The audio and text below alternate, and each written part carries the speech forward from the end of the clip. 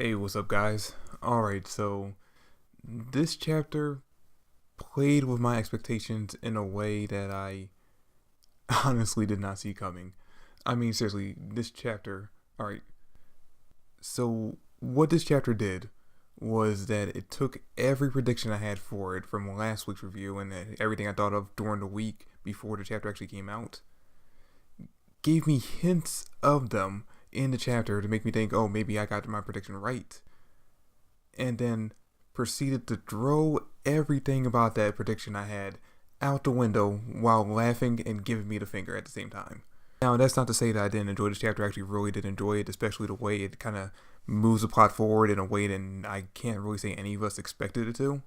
But I'm just saying that basically, I find it kind of funny how it had me thinking for a moment that actually predicted what was going to happen during the chapter, only to proceedingly each time we get to a new part of a chapter where I had a prediction, to basically tell me, yeah, no, you're wrong. At the same time, making me think that maybe I might have been right in the first few moments of that chapter part.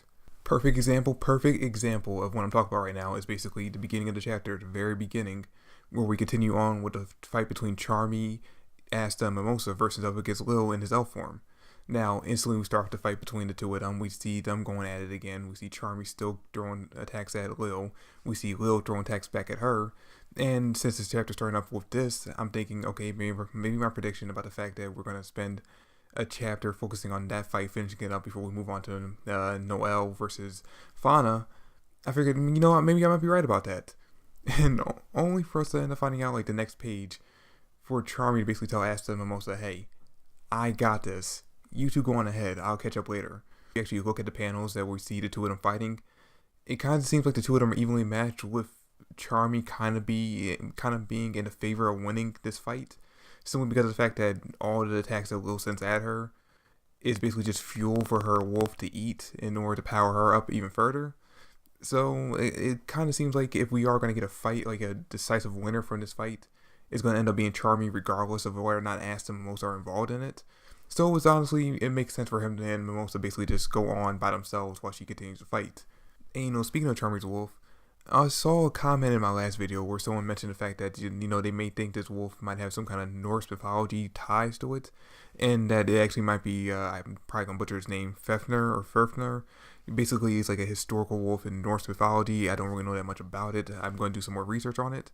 I also saw a person asking maybe the wolf might actually be a spirit, which could make sense. It actually would be kind of interesting to find out that, Charmy's wolf and her sheep are actually spirits, or two separate spirits who kind of inhabit the same body, basically, depending on her transformation. I don't know. We don't know that much about Charmy to speculate on what's going on with her wolf. And the more we start to think about it, the more we start to wonder exactly what's going on with that, the more interested I am in actually finding out more about Charmy's backstory, where she comes from, and basically getting an entire arc developing her character. But anyway, we move on from that fight over to basically Noelle's fight against Fauna, where it's still kind of a stalemate. Noelle is still more powerful than Fauna in the fight, but Fauna's healing magic's basically giving her the advantage in the fight over Noelle, because of the fact that no matter how much Noelle attacks her, she's going to keep on healing. And as long as she can heal as long as she can heal longer, then Noelle can actually, withstand throwing out attacks at her. She's going to eventually win the fight because Noelle will tire herself out. And this is another part of the chapter where I basically was like, okay, so they're kind of doing exactly what I expected them to do, where Noelle would end up fighting against Fauna, and then she'll get help from Yuno. He's who I basically expected to come and help her out, because of the fact that we've already seen Yuno and Noelle team up before during a Royal Knights tournament. We've seen the two of them team up, I believe, before that as well, during the arc where we actually got to meet Marge for the first time and find out more about the Diamond Kingdom for the first time in the series. So it wouldn't surprise me that much, and it actually was something I expected, was for the two of them to team up again, especially since that Charmy, we saw him and Charmy come into the castle at the same time, and they got separated. Charmy ended up with Asta, so I figured, alright, Yuno's going to end up with Noelle. And this is when the chapter yet again throws hints at what I predicted coming true, and then gives me the finger right in my face. Because, alright, like I said, even though Noelle is technically stronger, because of Fauna's healing magic, she's at a disadvantage in a fight. And it gets to the point where Noelle's basically trapped herself in a corner. She is technically doing a lot of damage to Fauna, but she's not going to be able to last much longer going up against Fauna's healing magic. And just when Noelle is in the corner, when she's worrying about how she's going to survive this fight, out of nowhere, Fana's arm gets chopped off. Like, literally out of nowhere, Fana's arm just goes falling right off of her body. And the two of them look up in shock, and instantly, before I even read the next panel, before I even looked at the next panel, I was like, okay, here comes Yuno to help her out. No. It ends up being fucking Jack the Ripper. Jack, a character we haven't seen for like 10 chapters now, or 10 plus chapters at this point, comes rushing in to save Noelle, a character who I don't even think he said more than 5 words to throughout the entire series. And yet we're going to have to team up between the two of them. And I don't mean to make it sound like I'm actually disappointed in this. This is actually kind of something I'm actually even more looking forward to now. I mean, sure, I said I wanted Noelle to basically win this fight by herself, which I still do. But I gotta be honest, at a comedic aspect, I am really interested in seeing exactly how the two of them will team up and actually win this fight. So I'm actually looking forward to this just as much as I was looking forward to Noelle defeating Fana by herself. And you know what, this actually will be kind of interesting to give us a little bit of development on, or give us a little bit more information on exactly what Jack's abilities are. Because we know that his magic blades can basically absorb the properties of whoever he's fighting, or their magic, and basically counteract it. But we've never seen him do that against someone who has healing magic, especially healing magic on the scale that Fana does. So it'll be kind of interesting seeing exactly if its blades can disable, or kind of basically the same way Acid's anti-magic can disable Fana's healing magic, if his blades can do the exact same thing, which is really the only way the two of them would have the advantage over her at this point. Anyway, after we check in with that fight, we briefly check back in with Asta and Mimosa, and we see the two of them basically run across the unconscious body of the elf that back in chapter 172 was giving Mimosa and her brother a hard time when they were trying to help civilians escape from the castle.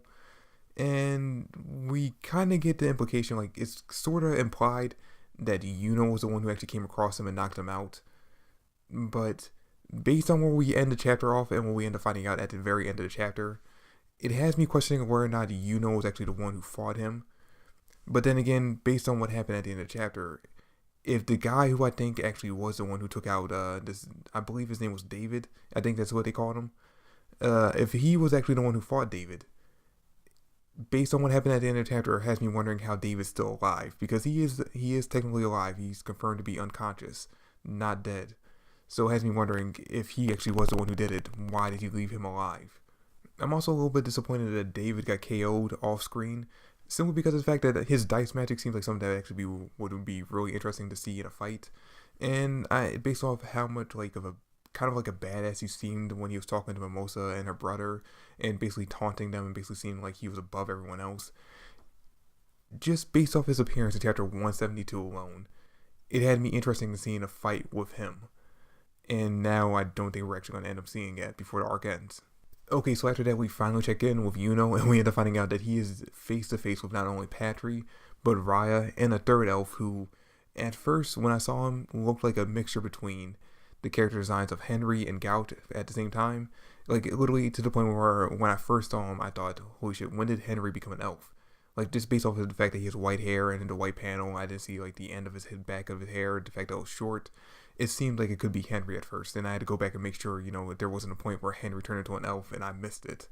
But anyway, yeah, we see him going up against the three of them, and he instantly outmatches all three of them. Well, not all three of them. He instantly outmatches Patry and Raya. They send attacks at him. He uses them on his own to easily dodge them, and then he quickly attacks them and actually does a little bit of damage to them, like a lot, to the point where they actually have to, take a second and actually figure out exactly how they're going to counteract against them. Now, Raya has a moment where he monologues to himself the fact that, in the short amount of time that he's actually been an elf, has managed to master not only his elf powers, but his human powers at the same time, and find a good mix between the two of them when it comes to his offensive ability.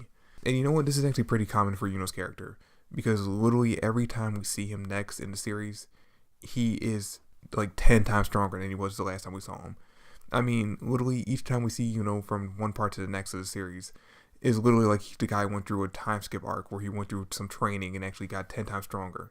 And like I said, that's part of his character, because Yuno's character is basically someone who easily gets stronger. Like, he easily gains abilities, he easily gains strength, while Asta has to struggle and work hard in order to get there. Now, that's not saying Yuno doesn't struggle. We've seen chapters and we've seen fights where Yuno was kind of on the defensive and had to really push himself in order to win. But we don't really get to see Yuno train. We don't really get to see Yuno grow his strength, naturally through training like we do with Asta. But anyway, we see Yuno basically, like I said, dominating the fight between the three of them. And then out of nowhere, that third elf, who we actually end up finding out, I believe his name is, I'm not sure exactly how you pronounce it. It's spelled Lonne. I guess it's Lone. I'm not exactly sure. But anyway, he ends up teleporting behind through his mana zone, manages to grab the magic stone from Yuno's necklace, and also teleport Yuno away. And the way Lone's teleportation magic is actually explained in this chapter kind of reminds me of Sasuke's teleportation ability that he got near the end of Naruto, where basically he can touch something and he can teleport or switch places with it through his, I believe, his Mangekyo Sharingan. It kind of works the same way where Lone uses a rock to basically teleport Yuno away from him by switching Yuno's places with rock, or he either does that or he switches Yuno's magic stone with the rock that he had in his hand in order to take it out from him. But yeah, anyway, Lone gets a hold of the magic stone that Yuno had. Yuno demands it back, and then Lone seemingly kills Raya. Like, literally, it seems like he literally just like blows a hole through Raya's stomach and kills him right there at the end of the chapter. Now, right before that, Raya was talking to him and he realized that something was up with Lone. And then Raya says something about the fact that his reincarnation spell was reincarnated him as something else besides an elf. So it has me wondering what was up with that. What exactly was Lone reincarnated as? If he's not an elf, then what is he? And the only thing I could possibly think of is that Lone has to be a demon. And literally the only reason why I'm thinking of that is because of the fact that the way Lone smiled in the scene after Raya realized something was up with him reminded me a lot of the way we saw the Demon King smile when he was talking to Asta, when Asta was basically trying to figure out or trying to gain more power when they were fighting in the Witch Queen's forest.